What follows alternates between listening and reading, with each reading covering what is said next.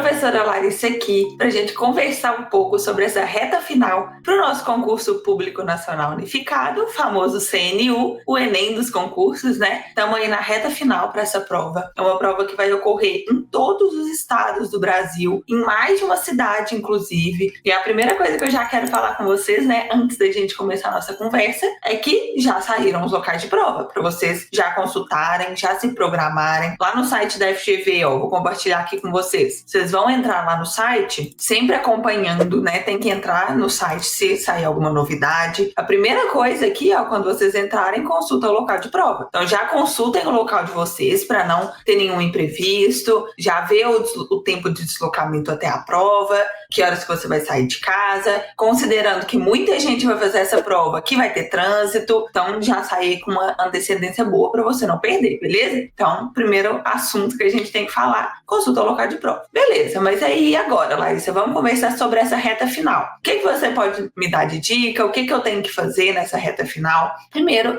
depende de quanto você se preparou até aqui. Se você é um aluno que vem preparando com a gente lá na preparação para o CNU, já estudou a teoria, o que tem que recomendar nesse final? Fazer questões, participar do simulado, que inclusive que a gente vai ter lá na aprovação contábil, para você treinar o dia da prova em si. E agora, revisar, né, as coisas que você sentiu dificuldade durante seu estudo. Nesse momento, se você já está mais avançado no estudo, revisa o que você já viu, né? Faz questões, porque questões é o que há. Vocês sabem que a prova do CNU é uma prova muito atípica. Nós já vimos isso com a Sesgran Rio. É uma prova que tem mais característica por ser o CNU do que da banca em si. Porque o CNU tem essa característica de trazer mais questões que envolvem o raciocínio do aluno. Se ele está dentro ali do contexto social, da realidade brasileira, se ele consegue, ok, tem que saber a teoria? Tem que saber a teoria. Mas a maioria das questões não é somente isso. Você tem que saber contextualizar a teoria dentro da questão. Cai muitas questões sobre cultura, diversidade, sociedade no geral. Então tem que fazer questões para você treinar o raciocínio, não só a decoreba, combinado? Então nessa retinha final aí, tenta fazer questões. Pode pegar questões da FGV, filtra questões da FGV de concursos federais que já estão vindo, né, nesse estilo de questões. E também, se possível, dar uma olhadinha na prova anterior, porque apesar de ser outra banca, é o que eu disse, eu acredito que o estilo não vai mudar muito, porque é um pedido do governo federal. É um estilo que o governo quer, não somente o estilo da banca colocar ali suas impressões, combinado? E para quem não conseguiu estudar como queria, né, não teve tempo, a gente sabe que vida de contador é muito corrida. Nesse momento, vocês sabem que a maioria dos pontos para os cargos contábeis está concentrada no eixo 4, que é o eixo que traz orçamento público, contabilidade pública e licitações. Esse eixo nos cargos contábeis tem peso 5, peso 4, enquanto os outros têm peso 1, 2. Então esse eixo para cargos que são exclusivos de contador, porque no bloco 5 a gente tem cargos gerais, né, que aceitam qualquer nível superior. Se você vai fazer um que aceita qualquer nível superior, esse é o seu objetivo principal. Por exemplo, a gente tem o cargo de analista técnico administrativo, né, o que a gente chama de ATA, do MGI, tem 1.000 vagas. Então muita gente está focando nele. Todos os eixos têm o mesmo peso. Todos têm peso 2, se eu não me engano. Então tem que dar uma estudadinha em todos, entendeu? Tem que estudar o eixo 1, o 2, o 3, o 4 e o 5. Tem que me preparar igualmente. Agora, se você está fazendo para um cargo de contador do Ministério da Fazenda, tem contador lá do INSS, tem vários órgãos, né, que aceitam somente contabilidade. Nesses casos, o eixo 4 pesa muito e tem que ser o foco de quem não conseguiu estudar tudo nesse momento. Então, as outras você vê mais uma revisão, a gente vai ter semana de revisão, né? Tem que ver mais de uma maneira mais eficiente os outros e estudar o eixo 4, porque eu tenho certeza que é ele que vai definir. Então, são matérias que a gente já tem afinidade, né? Orçamento público e contabilidade pública e licitação, não é nada muito novo. Os outros eixos são focados quase que 100% em administração. O professor Wendel Castelhano, inclusive, gravou tudo pra gente, porque é uma coisa que não cai em concurso contábil normal. Então, foca no eixo 4, tanto que você vai usar isso pro CNU, ok, mas passando do CNU, qualquer que seja o resultado, você passou e quer continuar estudando para outros cargos, você vai usar o que você estudou pro eixo 4. Você não passou no CNU? Tudo bem também. Continua estudando, porque o que você estudou no eixo 4 vai cair em todos os outros concursos contábeis. Então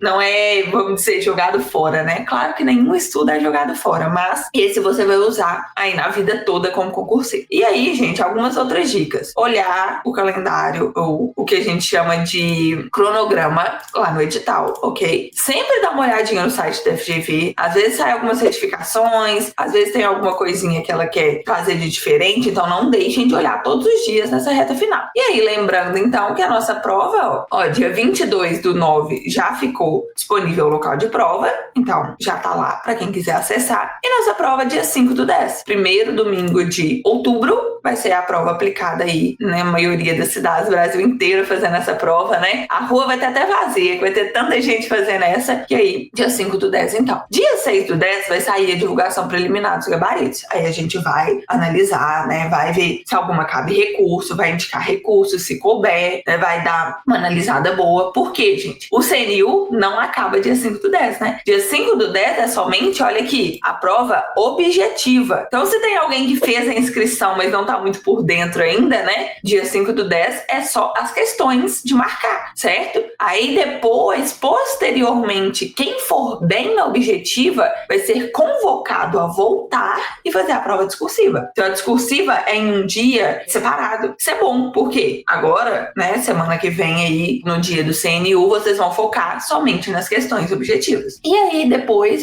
continua o cronograma ali, e aí a gente tem dia 12/11, vai sair o resultado na objetiva e convocação para a discursiva. E aí a gente tem menos de um mês para preparar para a prova discursiva. É o mesmo conhecimento, viu, gente? O que vai cair na discursiva é o que vocês já estudaram para a objetiva. Então, é só mudar a maneira de cobrar. Treinar a escrita e não a resolução de questões. É só para vocês ficarem atentos que não acaba aqui. Vamos para a primeira parte, né? Depois a gente volta orientando também para a discursiva aí. Se Deus quiser, todo mundo que está aqui vai passar para a segunda fase, né?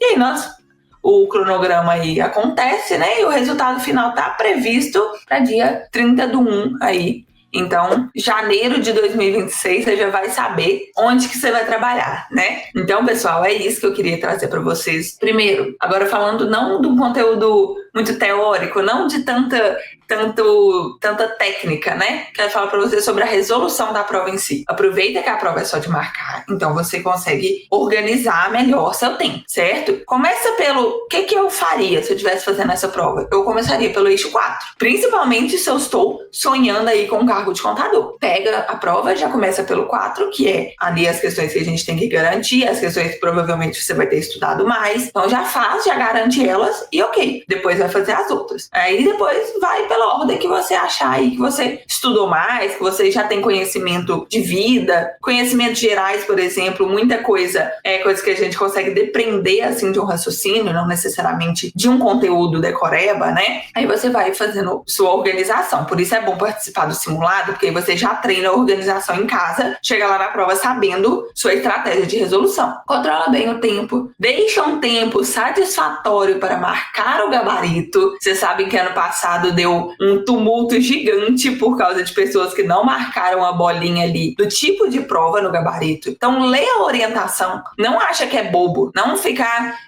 já pega o gabarito, já escreve ali nos campos, já marca e acha que tá pronto. Lê o gabarito inteiro. As orientações não estão lá à toa. Deixa 10 minutinhos, vai ser um tempo bem gasto, um custo-benefício bom. Melhor do que você fazer a prova bem e falar, nossa, arrasei. Chega lá, vai ser eliminado por uma coisa boba que não prestou atenção nas orientações. Então, deixa um tempinho bom para ler o gabarito e para passar o gabarito. Não subestime o tempo que você gasta para marcar a bolinha em cada questão. Mas meia horinha aí, são 70 questões, então deixa um tempo bom, ok? Não vamos perder ponto por bobeira, não. E aí, tá fazendo a prova, o que eu sempre faço, né? Tô fazendo a prova, empaquei, não fica empacado. Pula para a próxima, circula a que você empacou, pula para a próxima, depois você volta nela. Porque senão pode acontecer de a examinadora falou que tá faltando meia hora e tá faltando 20 questões para resolver, e são 20 questões que eu sabia e eu não vou fazer por falta de tempo. Então, tá empacado ali, é uma questão que eu não sei, uma questão que tem que raciocinar demais, pula para a próxima, depois você volta. E aí, marca no gabarito e depois volta para as que você deixou como dúvida. Garante as que você tem certeza. Ficou muito nervoso? Pede para ir no banheiro, joga uma água na nuca, respira, volta e continua fazendo. Lanches. Leva lanche rápido, viu, gente? Lanches rápidos. Não leva uma coisa que você vai perder muito tempo e que corre risco de sujar sua prova. Se você sujar, por exemplo, eu vejo muita gente levar muitas coisas que faz bagunça. Se você suja o seu gabarito, a banca não troca. Por erro seu, a banca não troca. Então, coisinha rápida ali, uma água sempre, né? Alguma coisa que você não vai perder tanto tempo para fazer a prova. Porque, gente, a gente tem que lembrar, ó, se vocês forem lá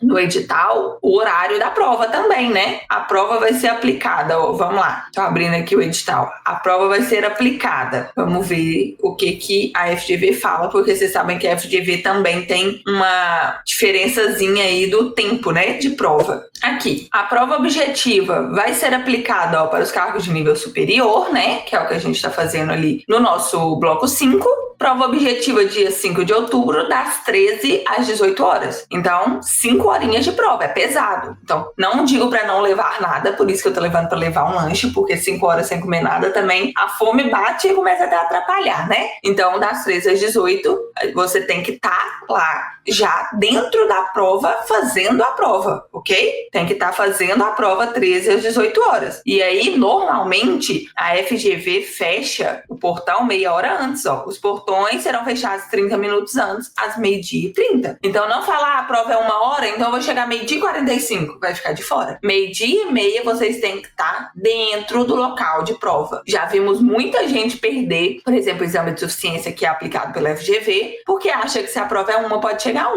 12h30, todo mundo tem que estar lá. Meio-dia, vamos colocar uma brechinha aí, meio-dia você tem que estar lá já. Então, não vamos perder prova por isso também, não. E aí, você vai levar a caneta azul e seu documento de identidade e o comprovante de inscrição, né? Geralmente é bom levar para você consultar qual que é a sala que você vai fazer prova. Se der algum problema lá na hora, você já tá com o comprovante de inscrição em mãos. E é isso, pessoal. Então, desejo uma boa prova para vocês. Desejo que daqui uns dias esteja todo mundo aqui pra gente conversar de novo sobre a prova discursiva, que vai ter todo mundo passado para a segunda etapa. Muita calma nessa reta final, também não dá para estudar o mundo na reta final, né? Dentro do limite, dentro do que é possível. Estude com eficiência e vamos juntos conquistar aí o cargo público federal de vocês. Lembrando que o CNU 2024, já dando aqui uma fala, né? A gente acha que não vai passar, acha que não tá preparado. Aconteceu comigo no CNU 2024, eu não estudei especificamente para essa prova, mas eu falo, se você tá escutando esse vídeo pensando se vai fazer,